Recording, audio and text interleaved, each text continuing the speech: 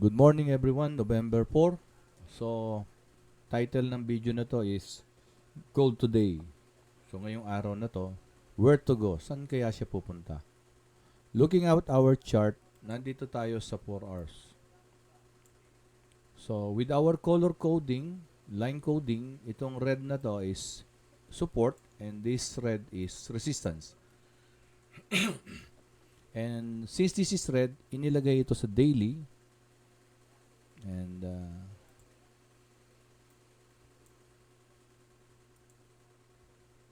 ito naman, blue. Since this is blue, nilagay ito sa weekly. And this is yellow, nilagay ito sa monthly. Pero since they are solid lines, ibig sabihin they are support. Yan, support. Because price is still above these lines. Yan, this line. So dito naman, this is resistance. Red sa daily. Another red, maaring ito yung previous day. And then blue, resistance. Pero sa weekly naman.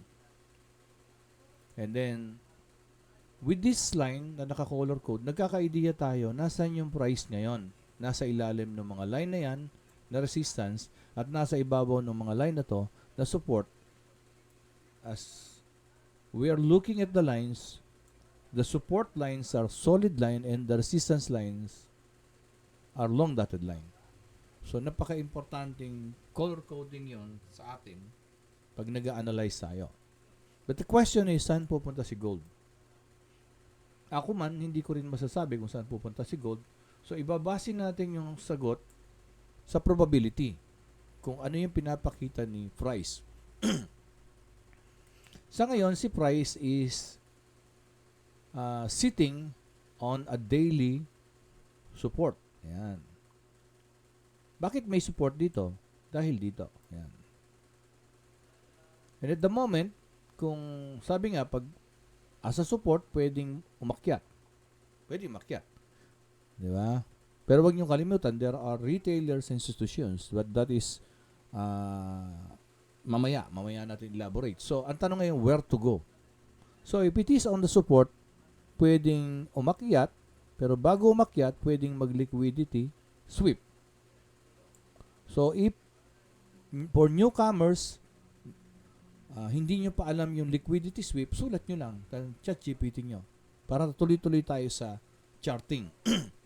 Para yung mga basic na yun, kuha nyo na kay ChatGPT. Para pagka nagla-live chart, nakakasunod kayo. Okay, where to go? So, possible,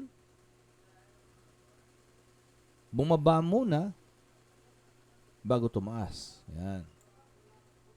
Bago tumaas, bakit? Kasi usually the retailer buy at support. And stop loss dito.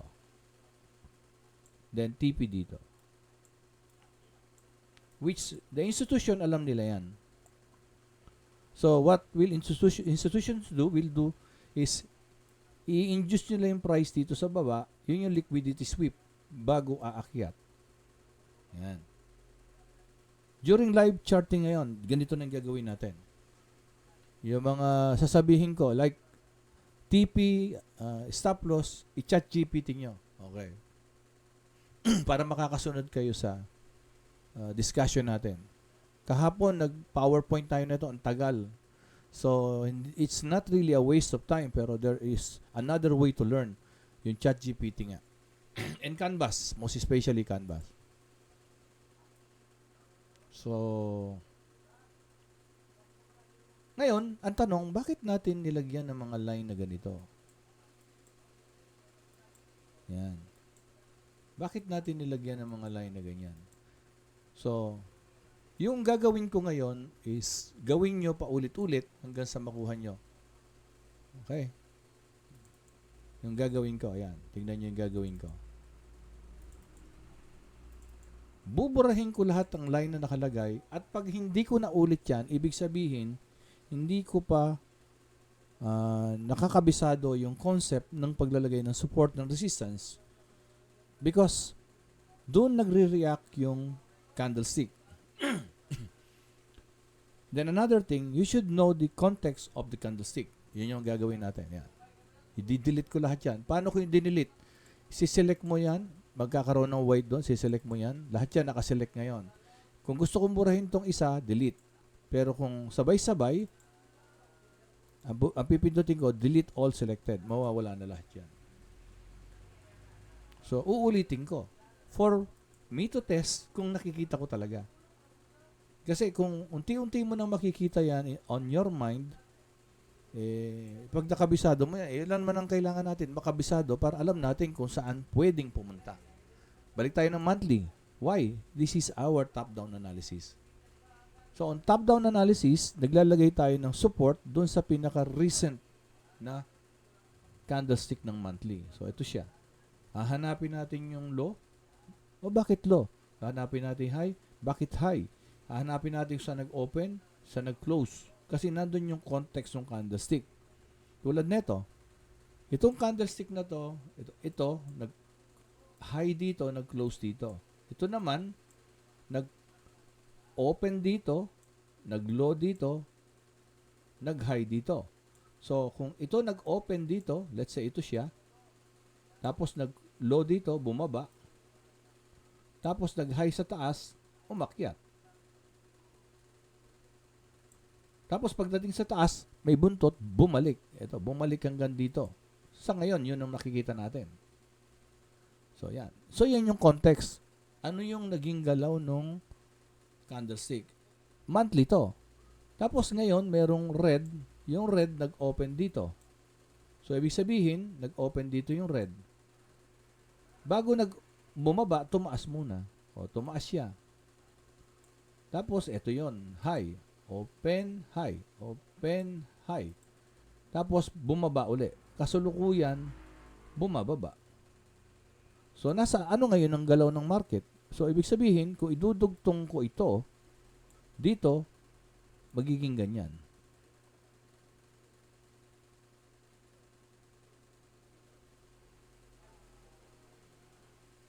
So, ano nakikita nyo dito? High, lower high, low, possible lower low, support. So, approaching pa rin siya ng support, pero yung galaw niya na buntot na to, gumagalaw siya papunta rito sa support. Kaya lang, kung isipin nyo, parang malapit na. Pero actually, on the lower time frame, malayo pa yan. So, para may reference tayo, kailangan natin ngayon lagyan ng support and resistance.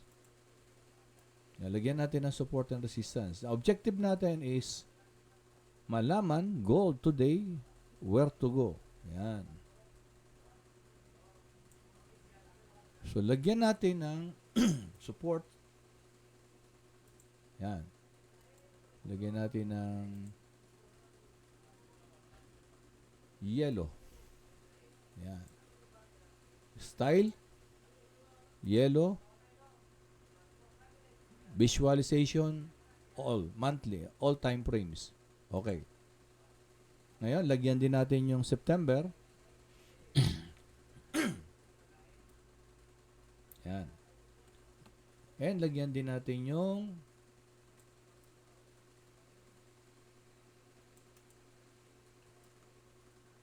high ng September.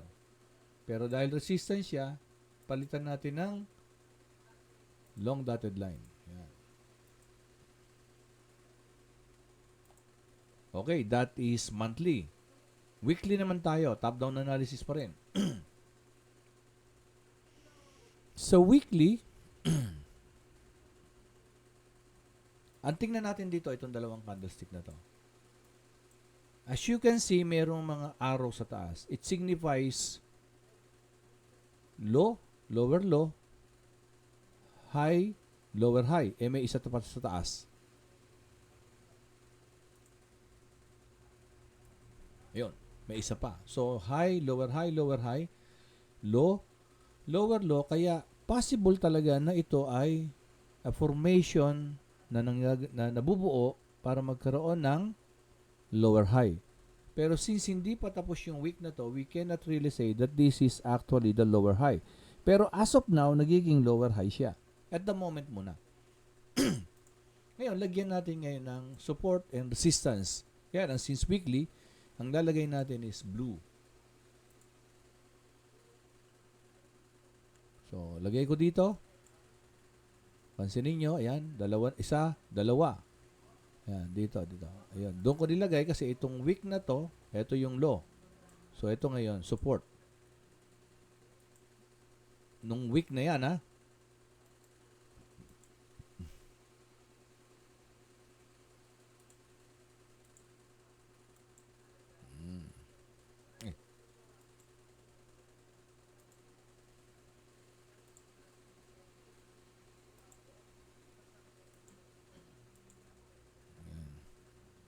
Kaya lang yung price nandito na. Ito na yung price. Ito na yung price. So ito ngayon hindi na solid line, dapat ito long dotted line kasi resistance na siya ng price. Ito yung present price eh.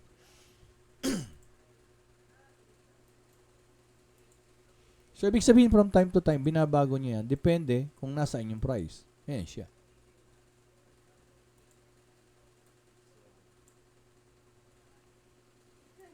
So lagyan din natin ito ngayon ng blue line. Ito lagyan din natin. So ibig sabihin they are important lines nung weekly. Yan.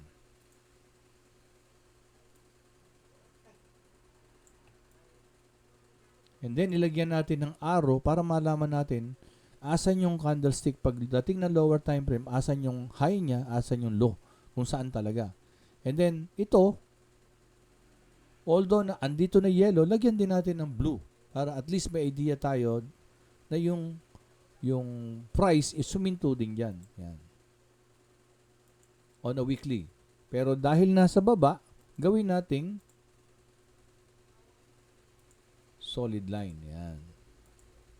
So, kayo, pagka medyo nakakabisado nyo na, you can minimize lines. Ito lang for the purpose of discussion. And then, so alam na natin ngayon that the price is nag-move in between this zone and this zone. At itong yellow line is stronger kasi weekly siya than the weekly. Ayan. Pero, using this color coding, alam mo kung saan nilagay yung mga lines na yan. At alam mo kung support and resistance. Solid support, long dotted line resistance. Inuulit ko for the newbies, ha? Then, kung titingnan nyo, this is 1, 2, 3 varies or downtrend. This is 1, 2, 3, 4, 5, 6, 7 halos bullish. And this is just a retracement ngayon. Possible, hihinto talaga siya dito since this is monthly. Every strong support, humihinto yung price. Pero hindi ibig sabihin, hindi siya pwedeng mabutas. Because at the moment, pwede niya pa rin butasin yan simply because meron tinatawag ditong fair value gap. So, somehow pwedeng ma-attract dyan yung price sa fair value gap na yan kasi dyan gustong pumunta ng mga institution price. Institution. Bakit? Mababa dito eh. Buy low. Yan. Yung idea eh. Buy low. Yan. Buy low. Pero yung price, hindi yan babagsak ng diretso. Katulad nito, ano nangyayari dito? Tingnan nyo ha. Open, high, low, close. Gap down. Up, kinlose yung gap. Low, close. Gap down ulit. Maliit. Maliit lang yan, pero may gap down yan. High, low, wala pa. Kasi we're waiting for the weekly to stop. So, possible ito, magdo-double bottom, pero hindi ibig sabihin, magbabounce na. Pwedeng magdo-double bottom lang muna para bumuelo, para butasin. Or, pwede naman magdo-double bottom at aangat at machochok dito. Pag na-choke dito yan, pwedeng bumalik at mag-break na structure dito. Yun yung mga possibilities. So, sa una, malilito ka dyan kasi lalo na kung baguhan ka. But those students na matagal na nagtsatsaga, makukuha nila yan. Unti-unti. So, that is weekly. So, we have to go down daily. So, gold where to go? No? Today. Gold today, where to go? Yan. So, sa daily, maglagay tayo ng support and resistance din. Ito yung high, Ito yung low nung candlestick na to. Ito naman, ito yung low, ito yung high. So, kung kukunin ko yan, yung price niyan, bumaba ng konti, tumaas. Yan. Tapos, nag-open dito, open dyan, tumaas muna, tapos bumaba, tapos nag-close dito. Kaya kung kukunin ko yon, gumanon, bumaba, tumaas, yan. Tapos, bumaba ng konti, tapos tumaas, bumaba, ayan. So, nagkaroon ito ng, yan. Diba? So, anong tawag dito? Nagkaroon dito ng, somehow, nagkaroon ng panibagong shift ng trend. Tapos, itong green na to, yung green dito nag-open. So, ayun siya. Ito yung close, ayun yung open. O, yun. Close, ito yung open. Sorry. Ito. Close, ito pala yung open sa baba. Close yung red dito. Ito green, nag-open sa baba. So, ibig sabihin, nag-gap down na naman. Gap down, so ibig sabihin, strong ang seller. So, yung gap down pa lang na yun, pinibigyan tayo na idea, strong seller. So, dito nag-open, bumaba muna yung price. Tapos, tumaas, ayun yung high. Pero, ayun yung isang high. So, ito yung isang high. So, umangat siya. So, high, lower high. Ayun. Tapos, bumaba. So, ibig sabihin, yan. Downtrend pa rin. Yan high, low, lower low. O, ito na tayo. Ito naman, susunod. Dito nag-close. Ito naman ang open. O, nag-close dito, yung green. Ito naman yung red, nag-open. So, bumaba na naman. O, gap down na naman. Umangat ng konti para i-close yung gap. Tapos, bumagsak ng todo.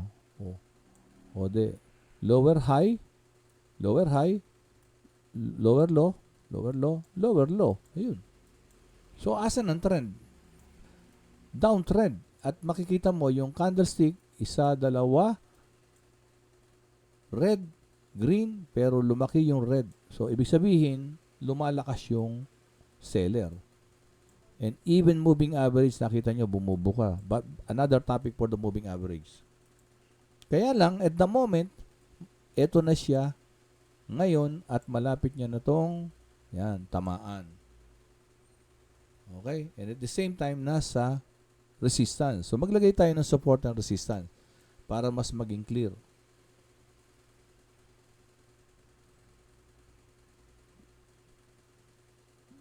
Pag paulit-ulit nyo itong pinanood, magkaka-idea kayo itong anong ginagawa. So, unti-unti nang nababalik yung chart, di ba? So, itong candlestick na to, tapos na to, lagyan natin ng support. Since daily siya, lagyan natin ng red. Since yung price nasa ibabaw, gawin natin solid line. Ayan siya. So, ito yung previous kahapon, lagyan natin doon ng red din. Kaya lang nasa taas siya, lagyan natin ng long dotted line. So, the price dito is in between blue and line. So, this is now the support. This is now the resistance zone. Ito ngayon, meron din dito. Ito.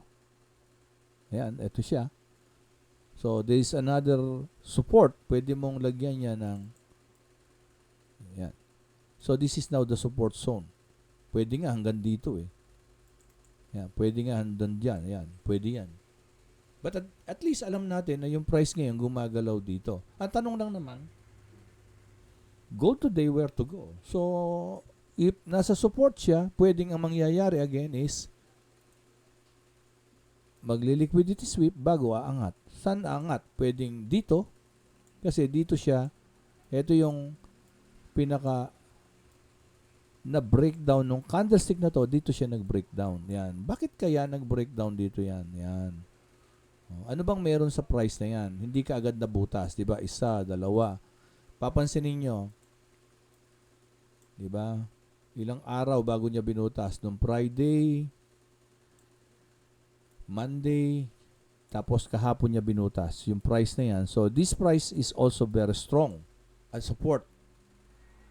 Pero obviously, this is high, lower high. This could possibly lower high. Bakit? Kung daily tayo pinag-uusapan natin, may isang days na kahapon na very big yung body. Imagine niyo maging tatlo yan na red. Malaki posibilidad na bumagsak. Pero pag ito nag-sideways dito, antay muna tayo. At mas malamang mag-sideways. Yun yung pinakamas malawang. Pero sa ngayong maga, sumisilip na yung green. So parang gusto niyang bumalik, di ba? Bakit? Kasi nga, merong support dito. Ito pa yung isang pinakamalakas na support. But at the moment, meron pang pagitan. May pagitan eh. Ayan yung fair value gap, di ba? Yung fair value gap na to, hindi pa totally ito na i-close talaga, no? As a retest. Tinamaan niya na-mitigate na niya, pero yung price kasi usually, binabalik niya talaga as a retest. Kung aangat. Or binabalikan niya yan kasi plano niya talagang butasin. Because there is another fair value gap sa baba niyan. May another fair value gap dyan on the higher time frame. Sa higher time frame, makikita mo yung fair value gap niyan. And the fair value gap on the higher time frame is also strong. Ayan, no? Unang fair value gap, na-mitigate niya ito. Between this candlestick and this candlestick. Meron pang isa, ito. So, kaya pag binutas yan, pwede niya i-fill up yung fair value gap. Meron pa yan. Ito pa. Kaya may posibilidad dyan na, mayroon posibilidad. Pwede rin naman na mag-bounce muna, double tap, ayan, tapos ganyan. Pwede. Lahat pwede. Kaya, kailangan yung traders marunong siyang tumingin ng candlestick context. Okay. So, balik tayo sa daily. Nasa daily pa lang tayo. Yan. And sa daily, idagdag na natin moving average. The moving average is dito. Wag muna to, ha? At this area, itong 20, ito yung price. The position of the price is telling that, and the moving average 20 is telling us that the price is still on the bearish bias. Bakit? Kasi yung 20 nasa taas na line, yung price action nasa baba. But on the 50, the price is still bullish. 50 candlestick. Ito, 20 candlestick yung red. Ibig sabihin, 1, 2, 3, 4, 5, 6, 7, 8, 9, 10, 11, 20. Parang ganon. Yun yung average nitong red na to. Ito namang blue, 50, 1, 2, 3, 4, 5, 6, 7. Ang ganda ito, 50. Pag in-average mo yun, yung price no, nasa taas pa rin.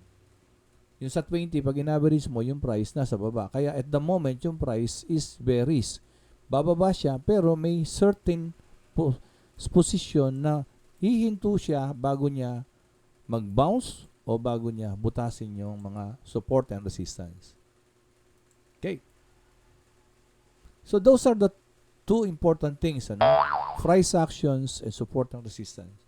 To supplement yung analysis mo, moving average indicators, pero moving average is one of the important pwedeng gamitin. At the moment, ito na ngayon yung price. Ayaw bumagsak, ano? Naglalaro doon sa support ng daily. Baba tayo ng 4 hours.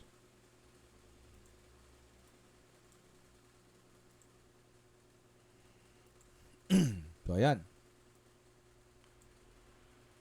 So, ibig sabihin, kaya nagre-react dito yung price dahil dito. Meron siyang previous swing low. But there's still another previous swing low na pwede talagang balikan niya. But the price, hindi siya dumidiretso ng gano'n. Bumabalik lagi yan. At the moment, pwedeng, since eto na siya, pwedeng magli-liquidity sweep yan bago gumanon. Kaya, ito ngayon, ngayong oras ng maga na to, let us wait for the price to consolidate. Yan. So, let's say, ganito. Nasa 4 hours, di ba? So, if support ito, possible na talagang bumalik. Saan? Bumalik sa fair value gap or the bearish fair value gap. Ayun. Yan. Gano'n ba ka-strong yung fair value gap na to? So, sa mga dating estudyante, ngayon ko lang ipapakita yung isang sasabihin ko ngayon. Tingnan nyo. To determine kung gaano siya, bakit siya napaka-strong. Yan. Kung bumalik man yan, hindi yan basta-basta bubutasin. Parang ganun na ibig ko sabihin. Bakit? Usually, resistance na yan, previously support yan. Ayan siya, ayan. Diba, ayan o. Isa, dalawa, tatlo, apat. So, support. Nabasag, now turns to umalik. Still, nag-maintain, bumagsak. So, now, establish ito na resistance. Pero, gaano siya ka-establish? Tingnan natin. Let's start yung pag-check natin dito. Kuha tayo ng box. Just for you to know kung gaano ka strong ito. Kuha tayo ng box. Dito tayo kumuha.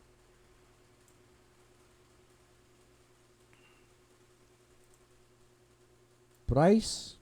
Diba? Ito yung downtrend or bearish. Choke. O yan. Choke. Change of character. Then, resistance. Basag. So, ito, ganun din. So, ito, yan din.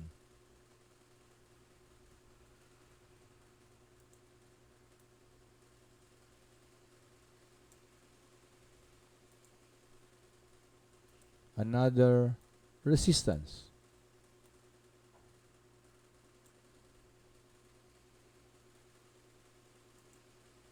Liquidity sweep, bumalik, binasag uli itong resistance na naging support, binasag niya uli. Tapos binalikan uli, resistance na naman. Ayan. Sanayin niyo yung mata niyo na ganyan. Kasi, total, gusto talaga nating, yan, di ba, yun, no? So, ayun, no? Di ba? So, this turns support, binasag, becomes resistance. Hanggang dito. Price umakyat, binasag na naman. Di ba? Umakyat, nag-retest, umakyat. And then, ito na naman, oh. Liquidity sweep, then nag-sideways. Ayun yung moving average, nakakuan, sideways. Pero, tingnan nyo yung moving average 50. The 50 moving average on the 4 hours is telling us that the price is still bearish. Kung kumrosa na sa taas. Pero hindi eh. So, the price go back to support liquidity sweep. Di ba?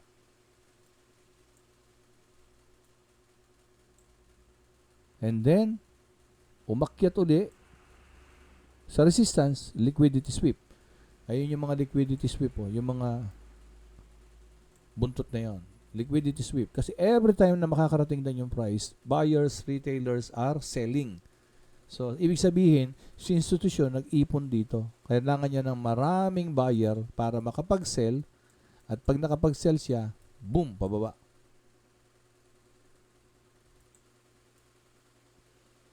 So, ito na lang gamitin natin.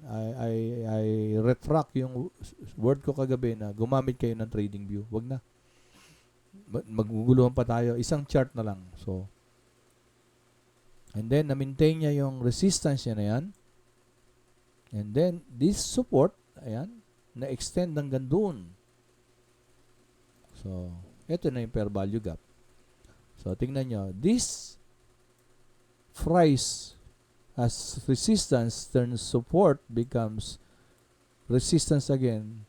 Then, turns support. Then, turns support. Then, breakdown. So, ganun siya katlakas bago nabutas. At ganun din siya katibay na hindi basta-basta mabubutas. So, ibig sabihin, if the price go back at this area at hindi mabutas yung fair value gap na yan, especially on the lower time frame, saan pupunta yung price? Where to go? Possible, pupunta muna dito to fill yung fair value gap na yan at bumaba uli anong tawag dyan, sideways konti bago bumagsak dito. Bakit? There is another support dito. And if you are going to measure that, susukatin nyo yan, that is 763. Ngayon, mate, paano kami papasok? So, trading plan natin for today. So, ito yung dalawang pwedeng balikan. Pero bago pag makabalik dito yung price, yung price nakarating dito, invalid tayo dito. Dito ngayon yung pinaka-concern natin. So, lagyan mo ngayon ng box, yung fair value gap. Lagyan mo ng box yung fair value gap mo. Baba ka ng lower time frame. So, dito mo siya abangan ngayon. So, ngayon, para mas maganda, yung fair value gap, ito, mas na-refine. I-adjust mo to ngayon. Kasi alam mo na yan na pag iginanon mo yan, in-extend mo yan, alam mo na history niyan eh. Nakuha na natin. Ayan, oh. Dito pa, ayan, oh. Kitang-kita dito. So, alam mo ngayon, pwedeng ma-magnet yan. Kasi, at the moment, pansinin mo yung moving average, bumubuka. Ibig sabihin, bumubuka, lumalakas yung pagbaba. But kailangan huminga ng price. Kailangan, yan, aabangan natin dito. Yung iba, nakikipagsapalaran dyan, nagbabay sila dyan, or counter trend. Okay naman yon. Pero, ang dominant trend ko kasi para sa akin is weekly, is bearish. So, I have to wait for the price dito ngayon. Yan. So, isang karakteristik dapat na isang traders, una, yung makita yung sarili niyang chart. And another is yung patience na hintayin mo yung plano mo. And then, pag nandun ka na sa plano mo, ayan, eto na siya, halimbawa, nandyan na. Di ba?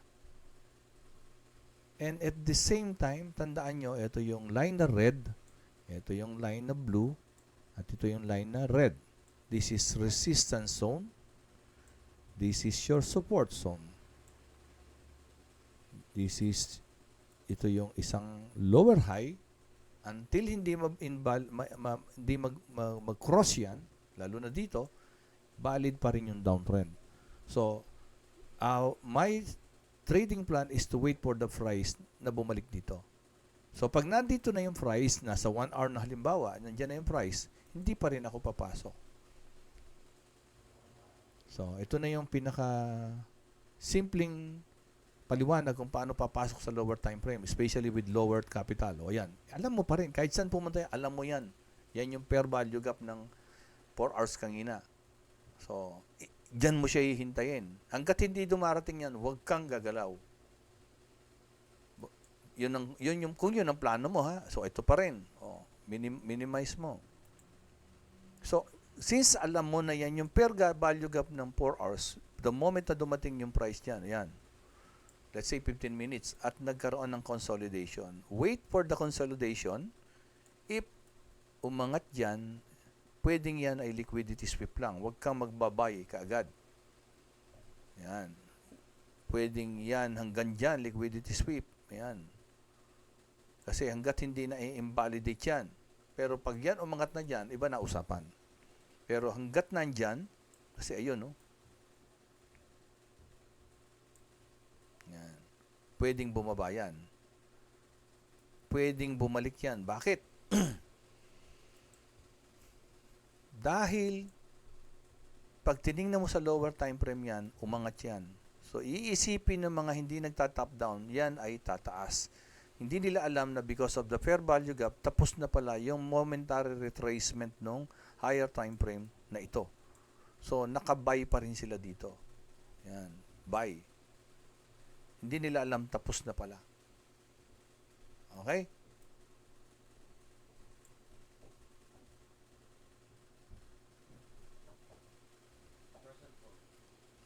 So, again, pag nandito na yung price, nandito na.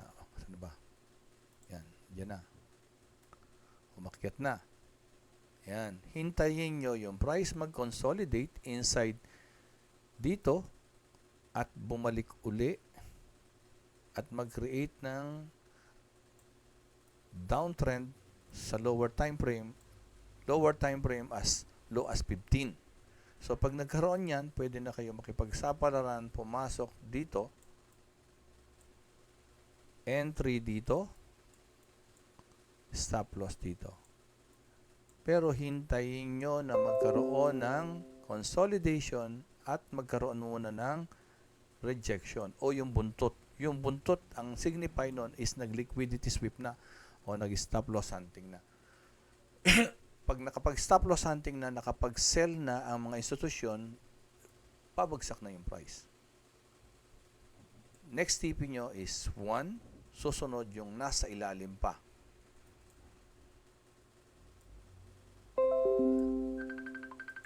Eto.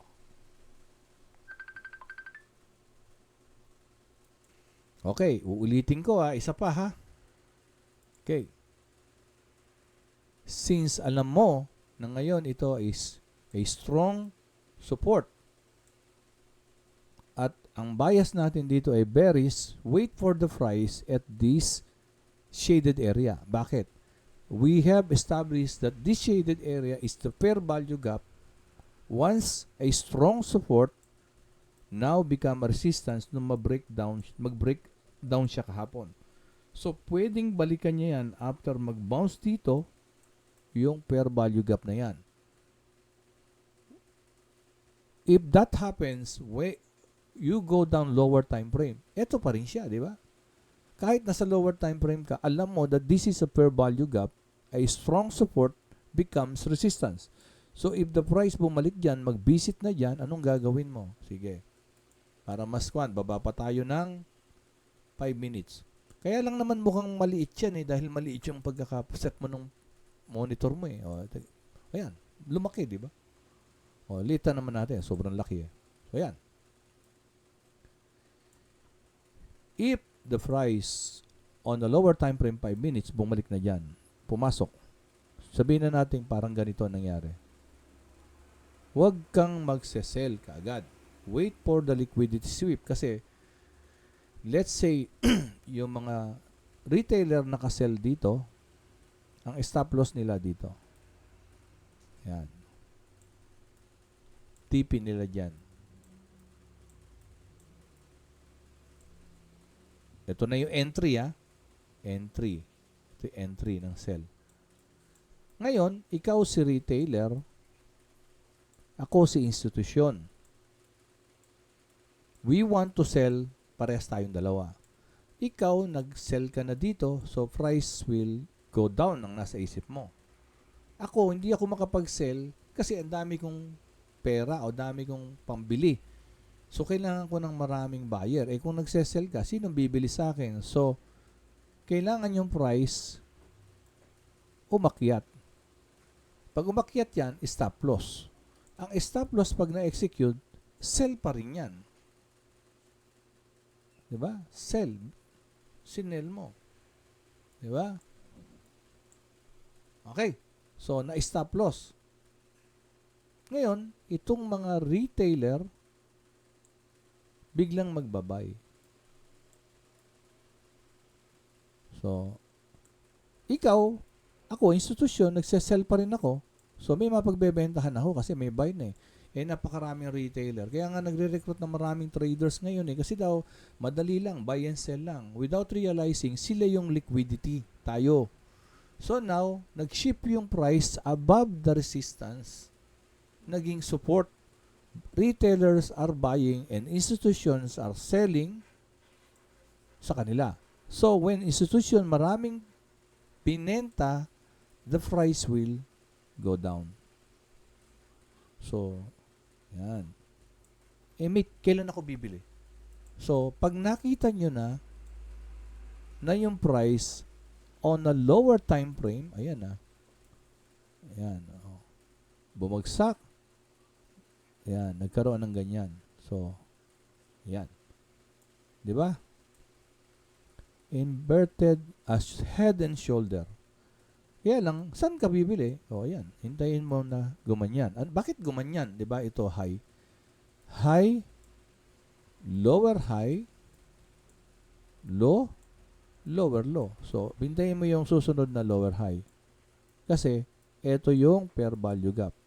fair value gap now acts like a resistance again. Dito kasi, support pa rin siya. So, wait for this formation and wait for the fair value gap na mapunta yung price below the fair value gap. And then, ilan kaya yung possible na maging earnings mo in terms of pips? Dito sa first TP mo, 393. Eh kung bumagsak pa yan dito sa blue,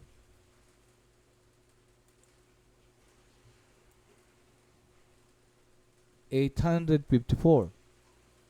Yan. Anong pwedeng mangyari dyan? Ito, let's say ito ha. Ang mangyayari dyan, bababa siya, tapos magko-consolidate uli dito.